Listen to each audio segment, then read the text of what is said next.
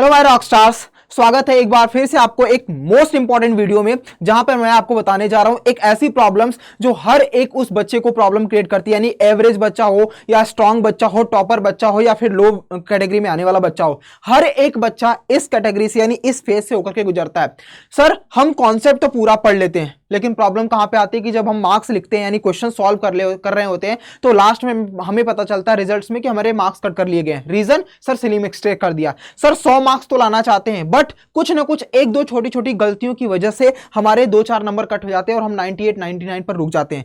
Sir mid term हमने exam दिया, sir हमने प्री बोर्ड दिया, हमने पूरे साल एग्जाम्स दिए, सब में एक ही कंसर्न रहा कि हम अपने सिली मिस्टेक्स को कैसे सुधारें। तो बेटा आज मैं आपको कुछ स्टेप्स, कुछ तरीका बता रहा हूं जिसका खास ध्यान रखना। इन बचे हुए दिनों में आप मल्टीपल प्रैक्टिस करना, इन चीजों को ध्यान रखते हुए मैं प्रॉमिस करता हूं मेरे रॉकस्टार कि जब तुम बोर्ड एग्जाम में बैठोगे और मैथ्स का पेपर दे रहे होगे, इन 10 पॉइंट से, केवल 10 पॉइंट बताऊंगा, इस 10 पॉइंट को खास ध्यान रखना। इन पॉइंट की हेल्प से आप अपने सिली मिस्टेक्स को कम करना तो छोड़ो, बिल्कुल खत्म कर दोगे और 100 में 100 मैथ्स में लाने का आपका जो सपना है वो भी पूरा हो जाएगा। क्या है बेटा, सबसे पहले जो सिली मिस्टेक्स है, ये हर एक बच्चे की प्रॉब्लम्स है। किसमें? जो 100% रिजल्ट नहीं दिला पाता, एक्यूरेसी मैटर नहीं होने देता, यानी एक्यूरेसी हमारी 100% नहीं मिल पाती। इसको सॉल्व कैसे करें, 10 तरीके बताता हूं, ध्यान से इसको नोट कर लेना।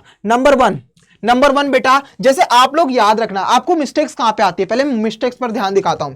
आप जब भी ना एमसीक्यूज को सॉल्व करो या किसी भी इक्वेशंस को सॉल्व करो, एमसीक्यूज में एक चीज का ध्यान रखना कि कभी कभी एक रेशियो इस तरीके से दिया रहता है, जैसे मान लो 1:3 दे रखा हो, 1:2 दे रखा हो, और ऑप्शन में 2:1 या 3:1 इस तरीके से भी दिया रहता है। तो हम आंसर में 1:3 लाते हैं, लेकिन एमसीक्यूज में अगर 3:1 होता है तो हम ऑन द स्पॉट इसको ट्रिक कर जाते हैं। नहीं बेटा, रुक जाना। ऑप्शंस में खास ध्यान रखना कि जब भी रेशियो में कोई पैटर्न दे रखा हो, यहीं पर हमारी गलतियां होती हैं कि हम जल्दीबाजी के चक्कर में 2:3, 3:4 ऐसा आंसर लाते हैं, बट ऑप्शंस में कुछ उसका उल्टा दे रखा था, हम बोलते हैं कि चलो यही सही होगा, उसको टिक करते और निकल जाते। नहीं, रीचेक करना, उस पर खास ध्यान रखना। एमसीक्यूज में जब तक तुम्हारा आंसर 100% श्योरिटी नहीं आए, चेक करना चारों ऑप्शंस, उसके बाद टिक करके ऑप्शंस में आगे बढ़ना। पॉइंट नंबर 2, पॉजिटिव और नेगेटिव में कंफ्यूजन हो जाना। सेम थिंग्स, आपको आंसर्स में पता चल रहा है मेरा आंसर पॉजिटिव में आ रहा है, लेकिन एमसीक्यूज में दे रखा है नेगेटिव में, तो हम बोलते हैं चलो कोई बात नहीं, पॉजिटिव में आया, माइनस में कर दो, आगे निकल जाओ। जैसा रेशियो में वैसा ही पॉजिटिव नेगेटिव में भी ख्याल आता है। रीजन, फिर आपको क्या आता है कि आपने पूरा 5 नंबर का सॉल्व किया, कहीं पर एक माइनस प्लस की वजह से माइनस लगाया ही नहीं, प्लस लगाया ही नहीं, तो पूरा क्वेश्चन खत्म हो जाएगा। बेटा पूरे सॉल्यूशंस के दौरान इस चीज का खास ध्यान रखना कि जहां पर प्लस है और जहां पर माइनस है, उस चीज को ध्यान से देखते हुए जाना। बेटा मल्टीप्लिकेशंस करते हुए जाना, माइनस प्लस को ध्यान से लगाते हुए जाना, क्योंकि एट द एंड ये मैटर करता है। अगर माइनस प्लस में मिस्टेक्स किया तो पूरा क्वेश्चन गलत हो जाएगा। इस चीज का खास ध्यान रखना, जहां पर भी प्लस और माइनस दिखे। डिविजिबिलिटी और मल्टीप्लिकेशंस में भी 2 टाइम्स चेक करना। बेटा डिवाइड करते वक्त, टेबल पढ़ते वक्त हम सोचते कुछ और है, जैसे 2 2 4 तो पढ़ते हैं, 2 3 6 तो हम बोलते हैं, लेकिन हम 2 3 8 भी कभी कभी 2 का क्यूब कर देते हैं, 8 लिखाते हैं।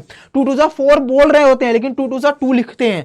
तो इस चीज का खास ध्यान रखना बेटा कि हम बोलते कुछ और हैं, माइंड में पढ़ते कुछ और हैं और लिखते कुछ और हैं। तो प्रेजेंटेशंस अपना माइंड वहां पर रखना, और इस डिविजिबिलिटी और मल्टीप्लिकेशंस को जहां पर भी करना, एटलीस्ट 2 बार लिख करके करना, क्योंकि जब तुम लिख करके करोगे ना तब गलतियां नहीं होती। तो अभी से ट्राई करो कि जो भी मल्टीप्लिकेशन डिविजिबिलिटी कर रहे हो उसको लिख करके सॉल्व करोगे।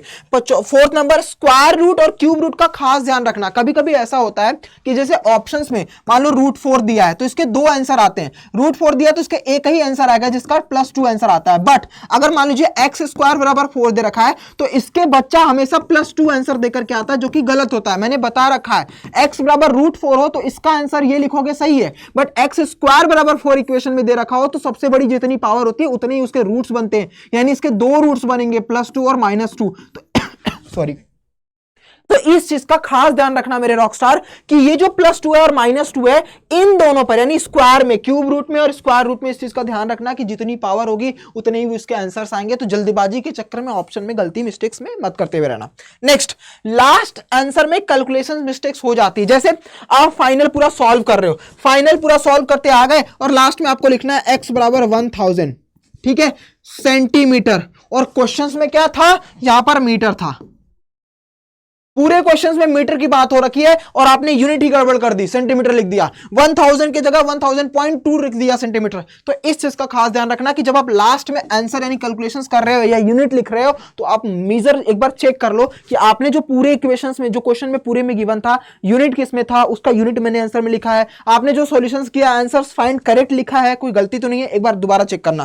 पॉइंट नंबर 6, सारे ऑप्शंस को चेक करना जो कि मैंने आपको बता रखा है। हम आजकल क्या गलतियां करते हैं बेटा कि हम क्वेश्चन सॉल्व करते हैं और उसके बाद जो भी हमारा ऑप्शन आता है उसको टिक करके निकल जाते हैं। बट कभी कभी ऐसा होता है कि दो आंसर्स आते हैं। जैसे एक क्वेश्चन आता है कि जब हमें रेशनल रूट्स फाइंड करना होता है तो हम क्या करते हैं, या डी बराबर 0, डिस्क्रिमिनेंट अगर 0 हो तो हम रिपीटेड में लगाएंगे या फिर इक्वल्स टू 0 लगाएंगे। तो दो कंडीशंस बनती है, इक्वल है तो भी डी बराबर 0, रिपीटेड है तो भी डी बराबर 0। बट अगर क्वेश्चंस में ये गिवन है कि ये रेशनल इक्वल होगा कि रेशनल रिपीटेड होगा, तो उस केस में आपको समझना पड़ेगा बेटा क्वेश्चंस की डिमांड क्या है। इसीलिए चारों जो भी ऑप्शंस दिए रहेंगे 4 के 4, उस चारों के चारों ऑप्शंस को अच्छे से देखो, उनकी एक्सप्लेनेशंस को समझो, कॉन्सेप्ट यानी क्वेश्चंस क्या पूछ रहा है उस पर कॉन्सेप्ट क्या अप्लाई हो रहा है, उस कॉन्सेप्ट का खास ध्यान रख करके तब आप उसका पॉइंट दोगे यानी उसका आंसर टिक करोगे।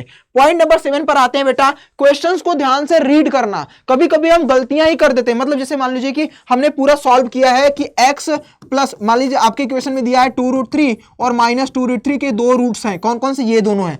अब आपको क्या करना है कि इसके हमें क्वाड्रेटिक इक्वेशंस बनानी है कि क्वाड्रेटिक इक्वेशंस बना दो, उसका फॉर्मूला बता दो। मान लो ये अल्फा और ये बीटा है, हम क्या गलती कर देते हैं, यहां पे 2√2 ले लेते हैं, 2√2 ले लेते हैं। पूरा हमने पैटर्न सॉल्व किया, पूरा हमने सही किया, लेकिन फिर भी हमारा आंसर गलत हो जाएगा।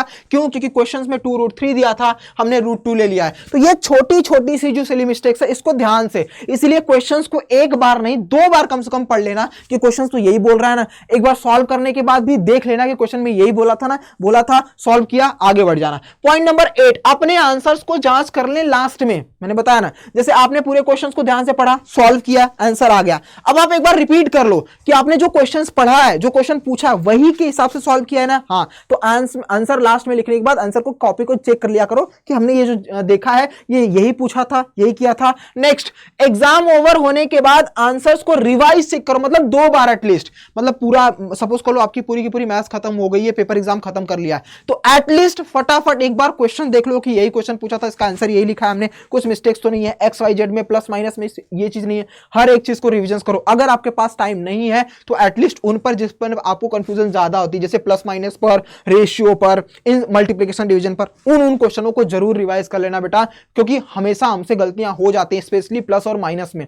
प्लस माइनस में दिया रहता है, हम प्लस में करके चले आते हैं, माइनस में करके चले आते हैं, कुछ भी मिस्टेक्स हो सकती है, उसका खास ध्यान रखना। और लास्ट में इसको इंप्रूव करने का सिर्फ एक ही तरीका है कि मल्टीपल प्रैक्टिस। आज से ही दिन में 10-20 क्वेश्चन जितना लगा सकते हो क्लास लेने के बाद वो करो मेरे रॉकस्टार, क्योंकि जितनी ज्यादा प्रैक्टिस करोगे और जितना साफ सुथरा लिखोगे उतना आपको प्रॉब्लम्स कम होंगे और इतना एग्जामिनर फटाफट सॉल्व करते हुए आगे निकल जाएगा। अगर आपने कटपीट किया है तो हर एक गलती आपको एग्जामिनर को दिख जाएगी, इसलिए क्लीनिंग साफ सुथरा लिखोगे और आप मल्टीपल प्रैक्टिस करके जाओगे तो इन 10 स्टेप्स की हेल्प से आप अपने सिली मिस्टेक्स को कम कर पाओगे, और कम तो करना खत्म कर दोगे बेटा, और 100 में 100 मैथ्स में जरूर ले पाओगे। ठीक है बेटा, मिलते हैं नेक्स्ट वीडियो में। और वीडियो कैसी लगी, हेल्पफुल हुआ तो कमेंट बॉक्स में जरूर बताना। बाकी कोई भी प्रॉब्लम्स हो कमेंट बॉक्स में लिख देना, मैं उस पर वीडियो जरूर बना दूंगा। मिलते हैं नेक्स्ट वीडियो में। Bye bye, take care, God bless you, जय हिंद मेरे रॉकस्टार।